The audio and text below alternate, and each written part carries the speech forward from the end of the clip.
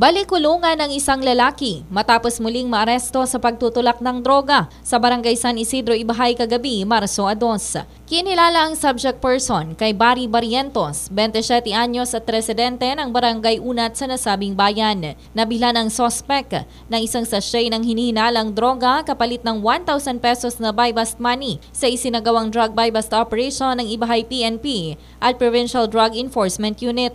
Karagdagang 6 na sachet ng hininala ring shabu ang na-recover mula sa bag nito sa isinagawang body search ng mga otoridad.